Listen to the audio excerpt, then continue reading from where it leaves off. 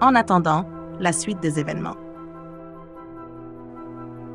Deuxième cosmogramme de la série 2026, Stonehenge 2002.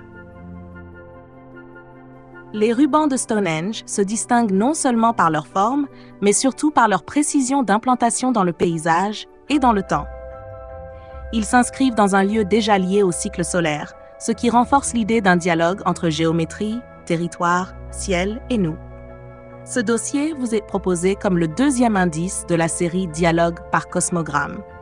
Il a pour but de vous donner des pistes de décryptage afin que vous puissiez, si vous le souhaitez, retrouver par vous-même certains des éléments que j'ai identifiés. Ces éléments m'ont progressivement conduite à envisager l'existence d'un système d'écriture cohérent qui dépasse largement le cadre du simple land art ou d'une intervention humaine classique.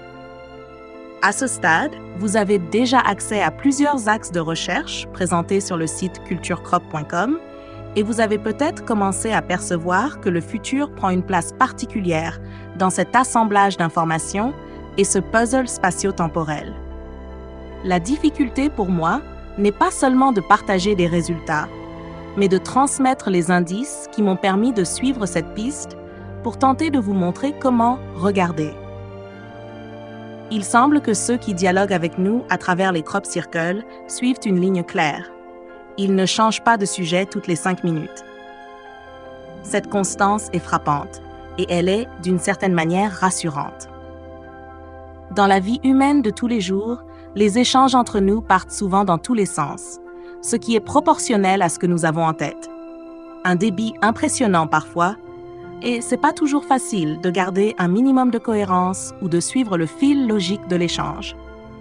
Ici, au contraire, il y a une continuité, comme lors d'une conférence bien articulée et maîtrisée.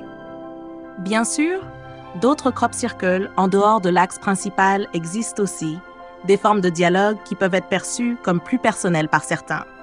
Mais le fil principal qui concerne tout le monde mène, selon moi, très clairement vers le fonctionnement solaire ou stellaire.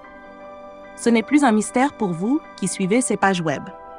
L'emplacement géographique des formations va dans ce sens avec la présence de la ligne Avebury, Silbury, Stonehenge, autour de laquelle apparaissent les plus mystérieux cosmogrammes.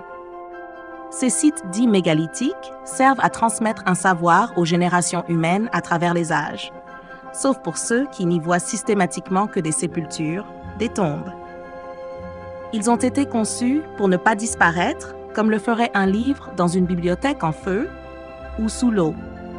Entre les formations dans les cultures ultra-éphémères et les formations de pierre ou de terre ultra-persistantes, des modifications du paysage, il existe un contraste fort, comme une dualité entre la proximité et l'éloignement.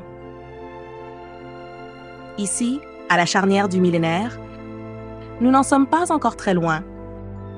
Nous semblons très proches dans le temps et dans l'espace de ceux qui nous lancent des messages dans les champs et qui souhaitent, semble-t-il, entamer un dialogue très crypté avec nous, sans jamais nous brusquer. À l'inverse du canular anxiogène de 2002 avec sa tête d'alien. D'ailleurs, c'est plutôt bon signe pour nous, vu la situation mondiale actuelle, un état conflictuel dans lequel évolue l'humanité depuis la nuit des temps. Si beaucoup d'entre nous craignent toujours une fin du monde dans un scénario à la Terminator, avec le fameux déploiement du Skynet, on peut quand même poser une réflexion rassurante en rapport avec les crop circles. Imaginez que vous observiez une colonie de fourmis rares installée au bord de votre jardin.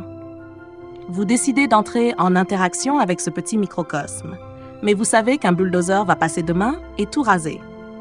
C'est prévu.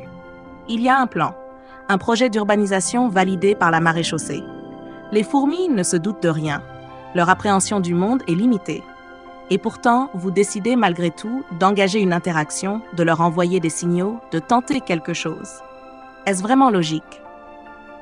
Il est plus probable que vous vous intéressiez plutôt à une autre colonie, située ailleurs dans le jardin, dans un endroit plus stable, plus protégé, dont le temps de survie n'est pas aussi court.